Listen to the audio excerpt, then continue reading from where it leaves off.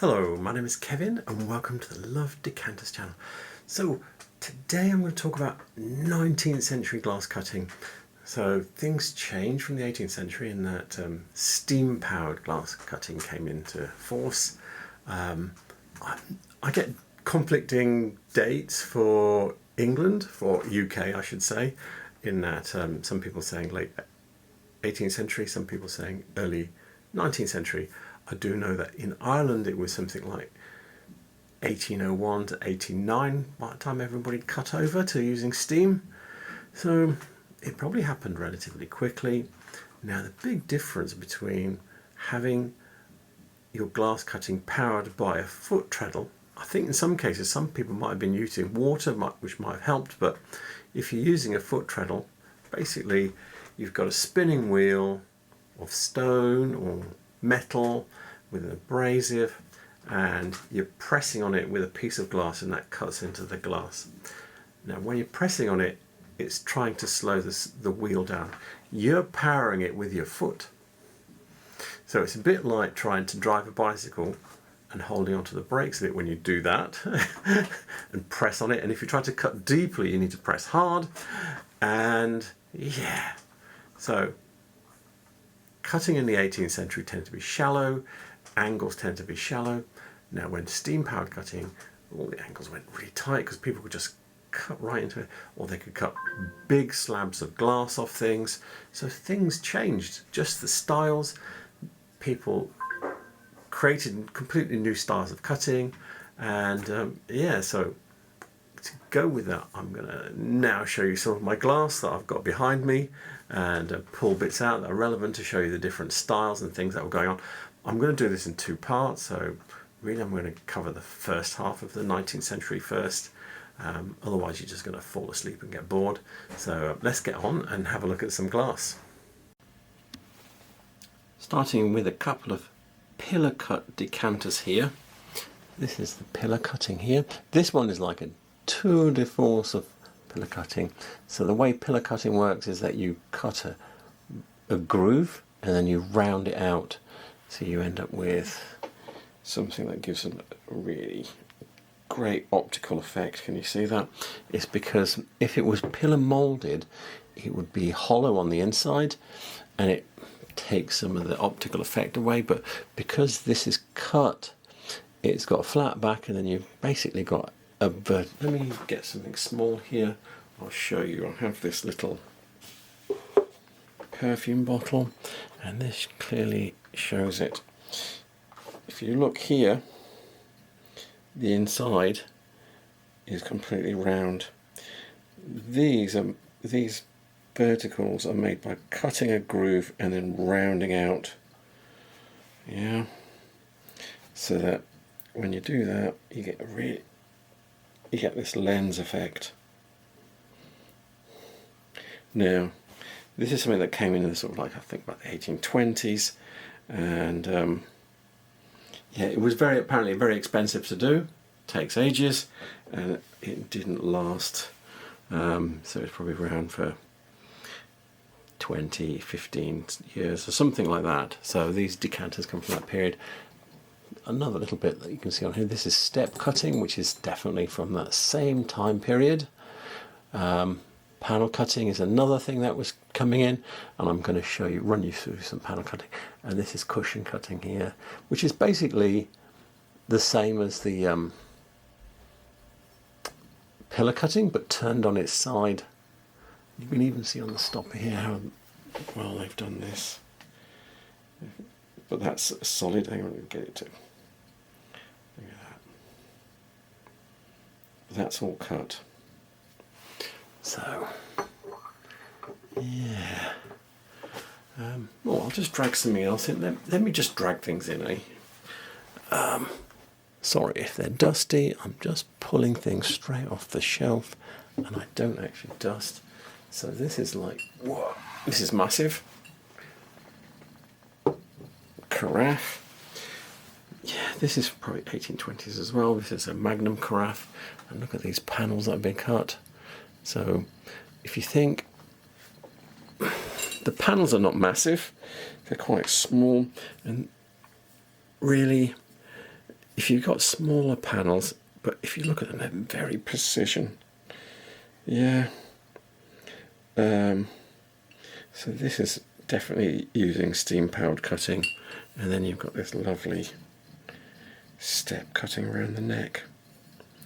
In fact, let me bring in something that I think is probably. I'm going to stop this for a second. I'm going to bring in something I think is possibly not steam-powered panel cutting, and you'll see the difference. I've brought in a couple of other decanters here that I think maybe they're more tentatively done in that the panels, the cut panels are narrower, which means if you look at them, the flat area that's been cut off is not very wide. If you think you're cutting through a curve when you do this, if your panels are very close together, you're not actually cutting off much curve. If your panels are wider,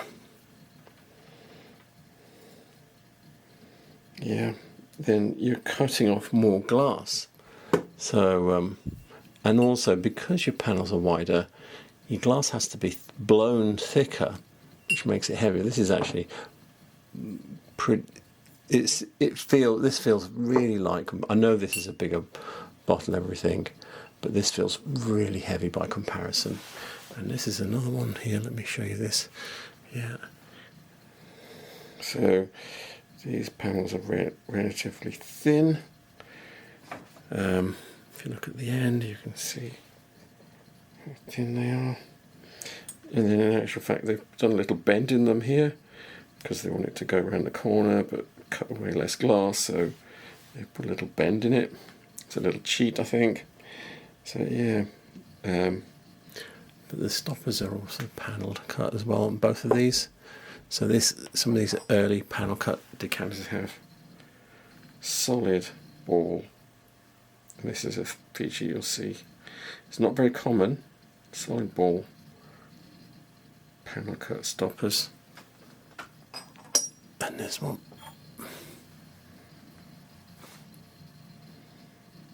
Check it out. Needs dusting on the top. Sorry about that, but you can see also, as you'd expect from a stopper like this, it's got nicks and knocks around the bottom, but the stopper's got quite a few nicks and knocks around it because this is a solid glass ball that's going in here. You only have to hit the edge once. It's got sharp edges, and woof, you've chipped it. I thought, seeing as we're on the subject of panel cutting or flat cutting, I thought, I've been down the shed and I brought a couple of bits back to show you. Let's start with this jug here. So this will be from 1830s, maybe early 40s, and yeah, this is just completely cut. This is taking it to extreme. Got a bit of step cutting in the neck, but even the handle, this is all flat cut here, and the sides of the handles all flat cut. So yeah, even the edge of here has been cut. So yeah, and then you've got the shoulders has been cut with panels as well. You've just finished it around the bottom of the handle like that. But yeah, that's taken it to an extreme. You've got the star cutting like this, came in quite a lot in the early 19th century as well, and this is to hide the pontle mark. Yeah, and this is something that just went on and on and on. So I'm not sure what my earliest thing with a star cut is, but it'll be early 19th century. You start to see star cuts like this. If you see a star cut, it's most likely not 18th century on anything. And then I've got this extreme decanter here. So this is a bludgeon decanter. It's post 1845. Up to 1845 there was a tax on glass by weight, and once that came off, some extreme decanters came out, and I think this is one of them. It weighs a ton, even with all the glass that's been cut off it, because they've cut off an amazing amount of glass. Let me show you the stopper first. So you've got this hexagonal shape. Look at the panels cut on that. So if you think that would have started as a round ball, how much glass has been cut off? That's probably halved its weight to create that stopper. And probably a similar amount for the decanter itself. So the decanter's 8-sided, but check it out. That's extreme cutting, that is. The star in the base is quite fancy as well. It's not your normal star cut base. But look at these panels. And they've even cut the 2 neck rings. And also the pouring lip and under the pouring lip.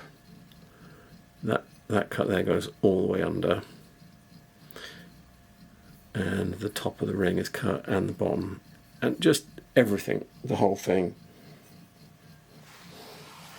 That is extreme panel cutting, I think. And when this kind of thing ends, it doesn't really come back. Not like this. So you see slab-sided decanters in the 20th century. There's sort of like Scandinavian rectangular ones, but cutting like this doesn't come back. In fact, it's quite rare even at this time, but yeah, you won't see it again afterwards. I thought I'd pull a few spirit bottles out of the stands from behind me and show you a bit of evolution and cutting. So you've got here, this would be the earliest one, and it's got what are called flat diamonds on it. Can you see this style? So normally this is kind of like attributed to sort of like 1800 plus. Yeah, you've got little, it's like step cutting, but it's more like bands, it's not proper steps. You've got some little panels at the top, you've got panels at the bottom, and also at the end of the Georgian period and going into the Regency period, you tend to see things, this horizontal different patterns. Then this would count as being later. Can you see this is more true hobnails? Yeah, so this would be harder to cut. It's actually going in at 45 degrees. The actual steps are more step-like, and so is the cutting around the base is actually going in not quite 45 degrees, but steeper than some of the others. And then yeah, we'll go to the extreme. So this is probably 1830s probably, and you've got this really extreme 45 degree step cutting. This cutting up here is fairly hefty as well. You're definitely,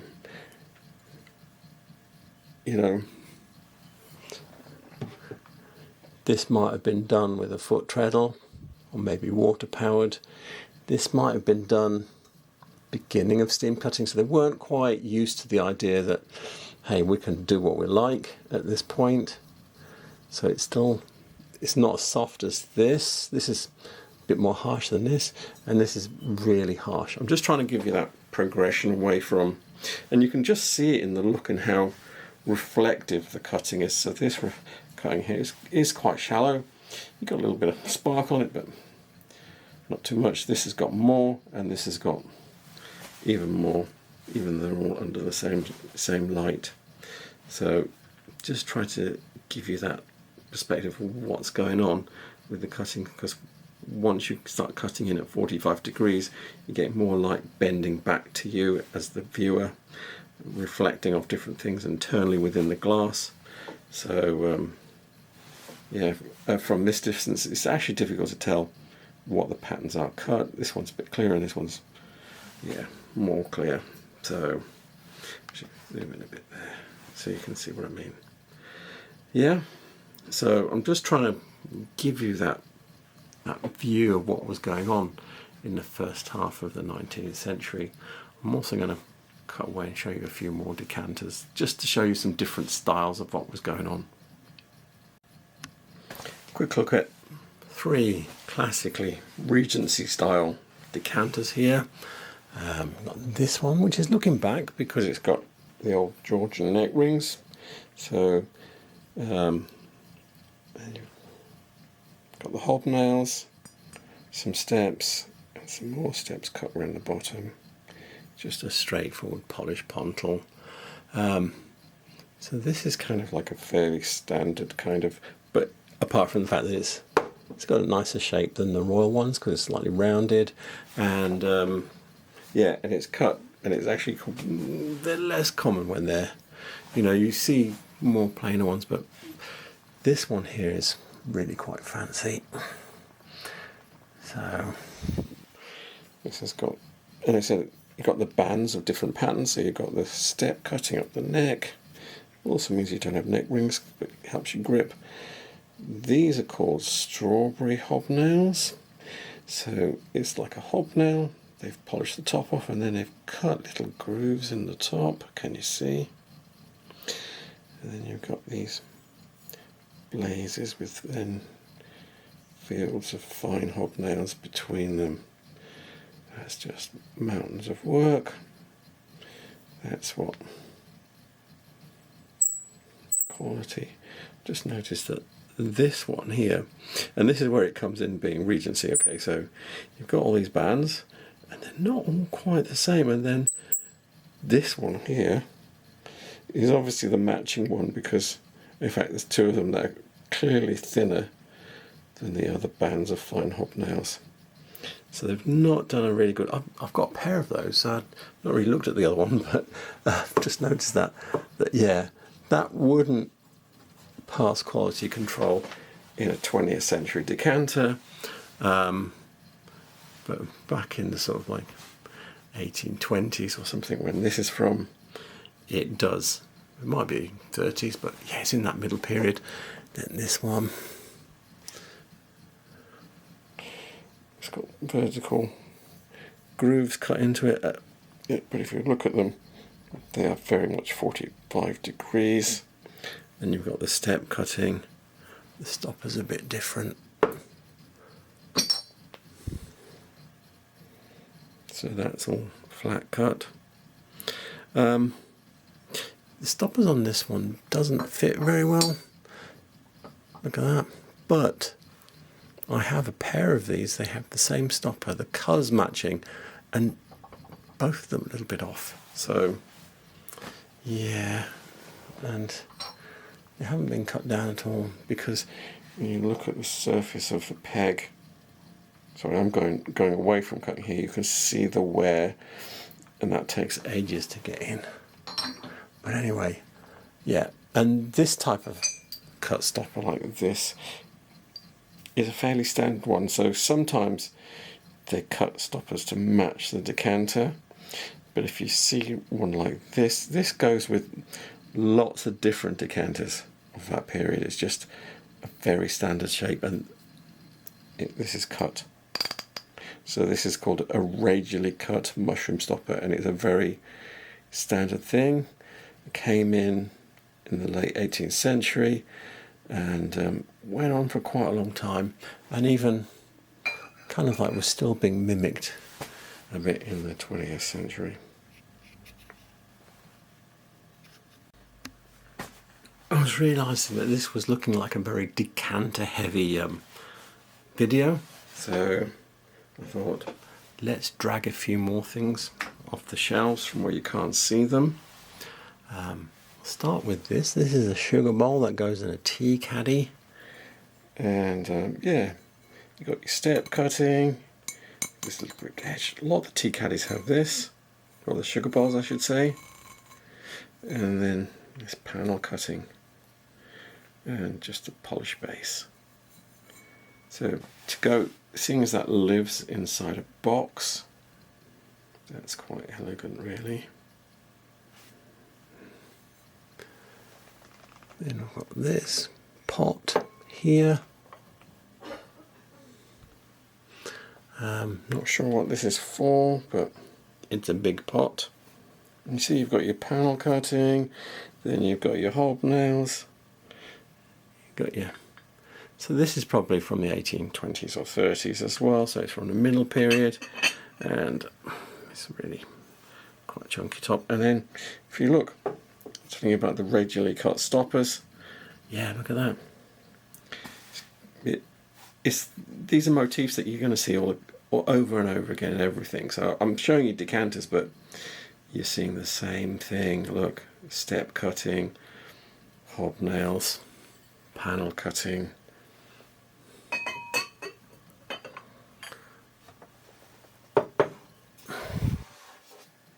Pull this one out. So this is a honey pot, I think, or jam pot. You see where you put the spoon in here.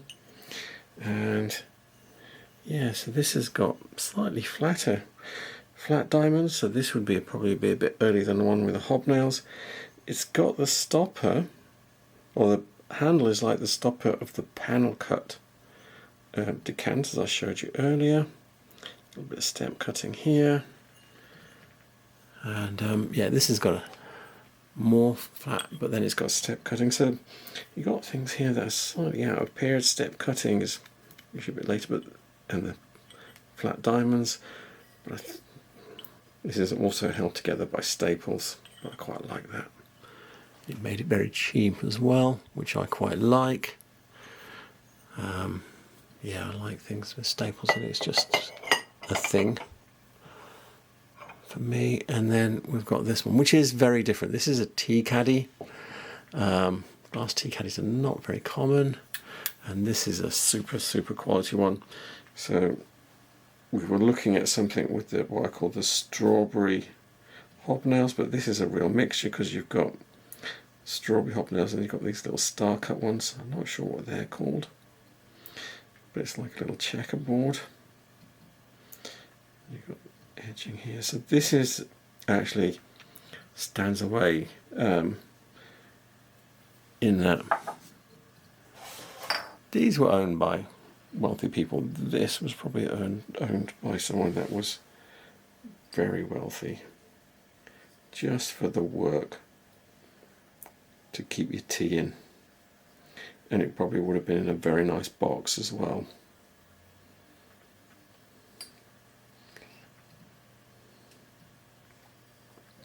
And the fact that it's got these arches like this really puts it a bit later. So this is like 1830s onwards probably, because then you're kind of getting into the sort of like slightly gothic glass, and it's kind of a bit there but not quite, but it is what would have been a very expensive piece of glass. And it, as I said, it probably came with a box to lock it in and everything. Yeah, I mean, you only have to compare. This probably would have been in a tea caddy of some kind, and so would that. And that is nice, but it depends on taste though, but that is on another level as far as purchasing goes. So there we have it, the first part of 19th century cut glass. And it's difficult. I could go on and on, just pulling more and more things off the shelves here and out from the shed.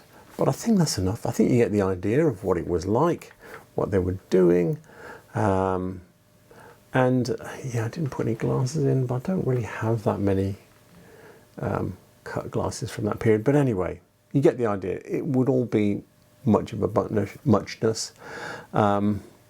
But when I move on into the part 2, I'll cut into the second half of the 19th century, and you'll start to see some different things. Yeah, and the changes is just like there's big changes between the 18th century stuff I showed you and the 19th century stuff. There's a similar amount of change going into the second half of the 19th century. There's big changes, the fact that the tax on glass that came off, ended in 1845.